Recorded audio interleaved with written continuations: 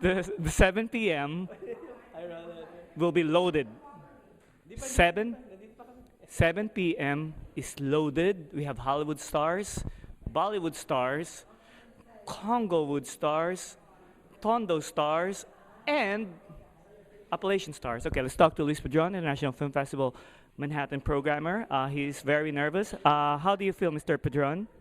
I'm actually excited more than nervous that film festival is almost finished. And we've been planning this for a couple of months. But what I'm happy is the smiles that we give to filmmakers.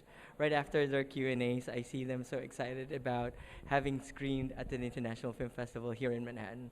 So I'm happy with that we're blessing other people with the thing that we do, which is the International Film Festival in Manhattan. And you too, I'd like to thank you for all your support and effort and blood, sweat, and tears for this festival. Thank you, Luis. Yes, I did notice that uh, the reaction that when you receive all this reaction from the filmmakers, it kind of re-energizes you. Luis has been working so hard the past, say, 7 days. I don't think, had you been getting any sleep? Oh, no, no. Basically, what, 4 hours or less? Yeah. He hasn't been getting sleep. So what I really want to ask you is, why? Why do you feel so satisfied when when you give this joy to filmmakers? Um, I don't know if I should say this, but I've been questioned about my sincerity about putting a film festival. But my answer to why is why not? Why shouldn't we put out independent filmmaking out there in a movie house like this, which is Squad, the historic movie house, and that this movie house is very good because there are a lot of film festivals out there that just puts it in a restaurant, for instance, or in a small venue. But International Film Festival Manhattan, we're here sincerely to support. We are here to give you a cinematic experience with a full-scale red carpet event and Q&A. So I think I'm proud of what we've accomplished in the first year. And in 2012, it'll be bigger and better.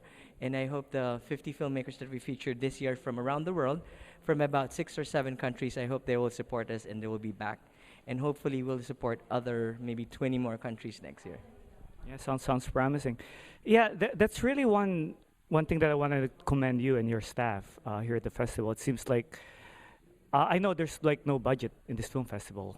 It's the first year, only like 3 months of preparation, and it's pretty much the capital is from Luis Pedron's sweat, some tears, if I may add, and a lot of blood. But you really go out of your way to make the filmmakers feel special because it is their moment, as you mentioned. Looking forward for today, at least. Can you tell us a little bit of what do you expect tonight? We're excited because today's Wednesday, November 15. We're featuring Double. We're screening again Forgotten Soldiers, which is about the World War II veterans in the Philippines. Due to public demand, we're going to repeat it. And of course, the sought-after music video trio by Richard M. Reyes, which is so popular. And then we have a very big in Bollywood, which has a lot of sales, and a lot of people will be coming for that. The filmmakers from LA are coming in. Big in Bollywood is actually about Omi Vaidya, who had the success going back to Bollywood. And it's so inspiring, so I want people to watch that. And lastly, Walking the Waking Hour, which is actually about Nepal, featured, actually filmed by a Filipino named Ferdinand Balanag, which is so inspiring because this particular gentleman actually brings children back to their hometown up in the Himalayas, I think in Tibet, somewhere in Mount Everest. So you will see the journey of them going up the mountains. Can you imagine like an adult like us going to the mountains, and can you imagine 10-year-old going up to the Mount Everest? It's really nerve-wracking to watch. Yeah, to be honest with you, this is actually my favorite day, and I'm just like so excited. I actually already told the staff that I'm actually not gonna work today. I'm just gonna enjoy the movies that Luis Pedron program. I just wanted to talk to you a little bit about Richard Reyes. It seems like he is forging himself a career as an artist, as a video artist, a filmmaker, and it's amazing that he got nominated. Is this his film festival, and what is it about his work that you saw that you actually programmed 3 of his music videos, right? What I'm excited about Richard M. Reyes, besides him being Filipino, is that he puts the local music artist on screen. And what I got excited about what he put on screen is that he actually put Manhattan or New York City a lot on the visuals. So I say, wow, that makes it international and that makes it also Manhattan. So I figured it's a perfect match between the music videos that we want to feature in our film festival, which is International Film Festival in Manhattan.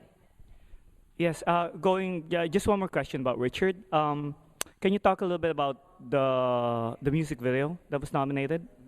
His music video, Could It Be? I believe is the title. Of Tennessee. The unique thing about it is this is one music video that doesn't feature the artist himself. It's just his voice, and it just features the beauty of Manhattan.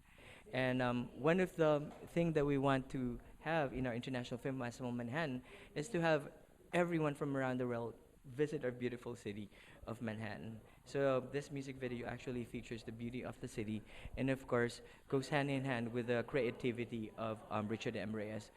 He's a DLSR filmmaker, and we're interested about that because that's a new technology. DLSR is a digital single lens reflex, which is the ordinary camera, and a lot of filmmakers are being shooting music videos or movies with that. Wow, that's exciting. I'm really looking forward to seeing that, and also I wish him luck. Getting nominated in itself is a big thing. Yeah, Richard Ramirez. I just wanted to hear a couple of your thoughts about your documentary programming today because I don't know. I'm a narrative filmmaker, but I am just drawn to documentaries. I can't make them. I don't know. I mean, I have the skill set, but I intend to learn from these three documentaries. They're all social pieces, and they do have like some timeliness, that element of timeliness in them. And I know the festival mission is to promote social causes, and it really has a social backbone. So, on that note, will you be able to, just kind of expound on the reason why you program these films, and why are you so excited about these films, especially the one at 7 p.m.? Right. The one at 7 p.m. actually showcases an actor from the U.S. He's actually an American Indian, or Indian from India, who was discovered by a production from Bollywood. You know how big Bollywood is. It's like the Hollywood of India. He got discovered over there in LA and got brought to Bollywood in India, Mumbai, India, to shoot a film. It was just a minor character. So, few months hence, he goes to India. His American friends follow him. He didn't know that that movie will be the biggest hit of 2010. The movie is called Three Idiots. It became the biggest hit, actually, of Indian history. So it so happened this guy becomes the biggest thing over there, gets discovered, and at the end, I don't know if I should preempt it, but at the end, he gets more successes, meaning he gets nominated for 2 awards. So we see that journey of him going to Bollywood and experiencing the success, and that's what I want the filmmakers or the actors in this film festival to experience, to see that on screen, and hopefully that happens to them. Maybe in this film festival when we get bigger, but it'll be a starting point. But I want everyone to experience that, to just create, take the risk in getting a role, and hopefully that role becomes your catapult to your stardom. Yeah, very good. I'm excited about that.